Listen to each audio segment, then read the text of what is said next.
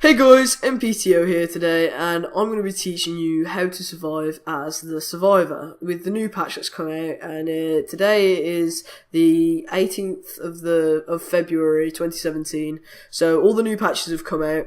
It's completely changed the killers, it's completely changed the survivors, and I'm just going to give you a direct guide on how to survive. It's going to be quite in depth, but I'm not going to go through each individual killer, and if you want a different video, just say, and I'll go through each killer in that separate video.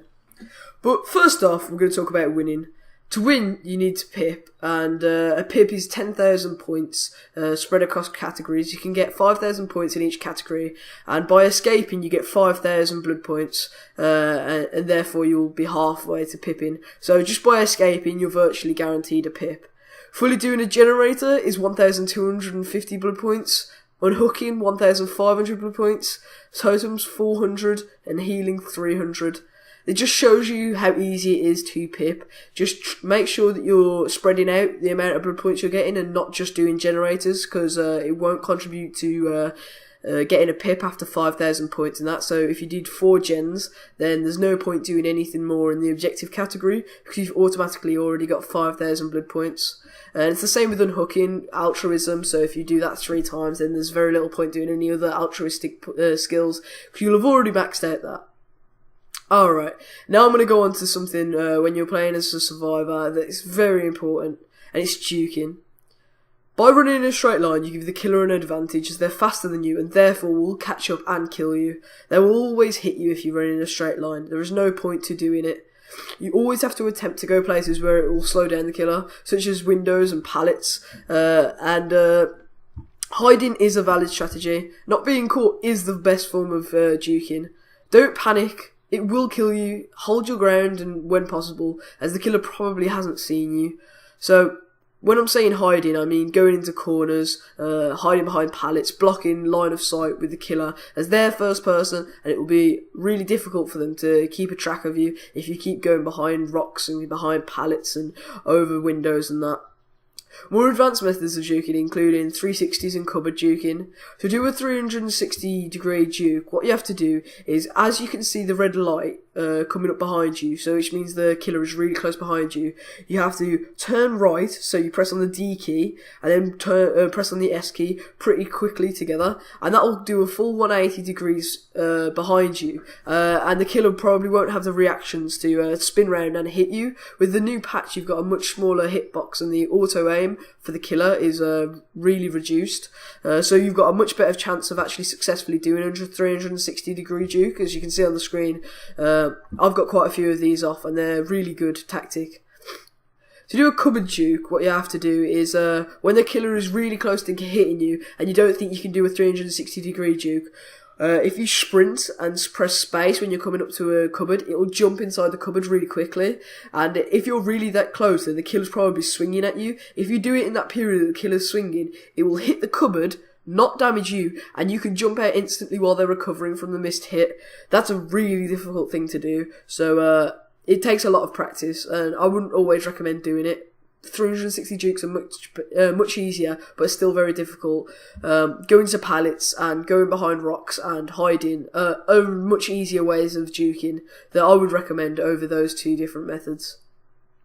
Killers are first person, you always need to remember that, so by standing next to them or standing behind them, they cannot see you, so aim to block a line of sight at all times. Aiming to block line of sight is one of the best things you can do as a survivor, as I've played killer and survivor quite a lot, and I've got rank 1 as killer. The hardest time to kill survivors is if you can't see them. If you can't see them, you have to rely on your ears, and it's not always the best, so aim to block line of sight. And don't always use pallets straight away. Try hiding or looping around the pallets to give your teammates times to do generators and not screw yourself over in the future. If you use all the pallets straight away and they destroy them, then you're virtually killing yourself in the future if you're trying to escape, because you can't go through those areas again. And if your teammates think that all the pallets are still there and you've used them all trying to escape this killer, then they're going to die as well, and that's just going to screw you over. So definitely try looping around the pallets or hiding more than just using all the pallets straight away. Alright, now I'm going to go on to the survivors. There are 7 different survivors, and each with their own set of perks, 3 unique perks for each of them, and there's several that are joint shared perks, but what I would say is going to be controversial. What I would recommend is starting with Claudette, as she has a perk called Self-Care, which you can use to heal yourself, which is incredibly useful. If you really don't want to start on Claudette, start on Meg Thomas, as she has a perk called Sprint Burst, which will save your ass 1,000 times over, as it sprint faster than a killer can move or swing at you for a short time. She's more difficult to master, however, so I'd still recommend Claudette, because as long as you escape with Claudette, you can get yourself healed up again and ready to go again, and it's so useful. You don't have to search for another survivor, you don't always have to be worrying that the killer will come and one-hit you down because you're already injured. Being able to heal yourself is ridiculously good. However, this might be even more controversial still, is ones to avoid. I would avoid Jake Park, Dwight Fairfield, and Ace Visconsi, as these 3, in my opinion, have the weakest perks for starters, and are very hard to use as well. Alright, I'm going to go to the next section, which is going to be teamwork. Remember that you're playing for yourself and not for anyone else. You will be scumdagged and left for dead many times over, and you will do the same to others. It's how the game was made to be played. However, if you can save another teammate, then do, always. Having another teammate is invaluable, because it's always another distraction against you. So, remember to always save them if you can. However, if you will die saving them, then there's no point in having 2 dead survivors, just so you can look like a hero. So, if someone's camping or anything like that, just leave them. There is no point trying to save someone that's being camped. And never run to a hook far away, as doing this is basically a beacon to the killer saying, "Hey, come here, I'm trying to save my teammate," and will most likely end with both of you downed. It's stupid. It kills both of you.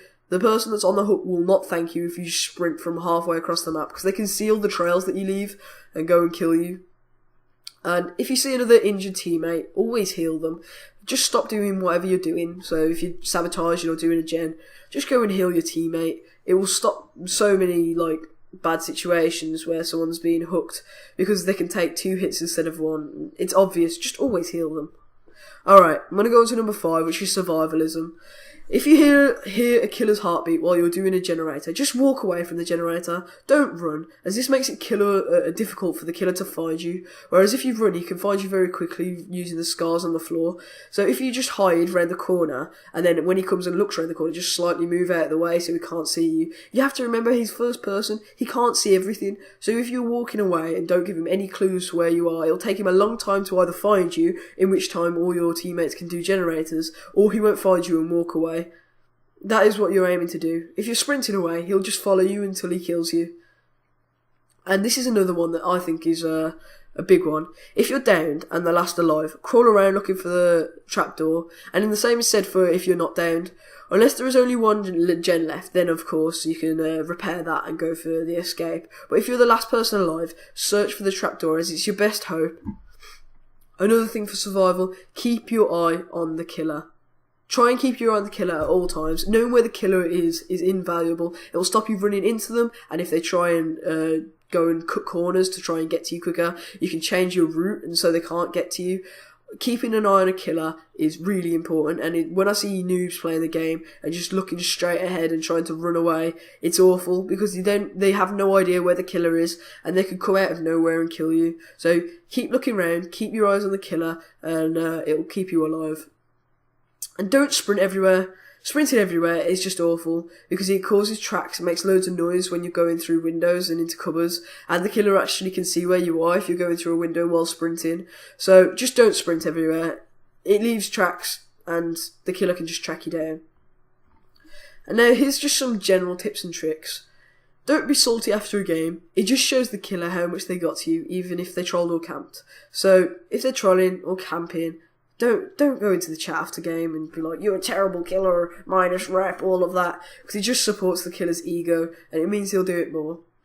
Alright, that is my tips and tricks on how to survive as a survivor. If I've missed anything, say in the comments, but I think I've pretty much gone over all the basics for you. I hope you've enjoyed, and if you'd like me to do a video on the different killers on how to survive them, just leave a comment and say. Thanks for watching. Peace out.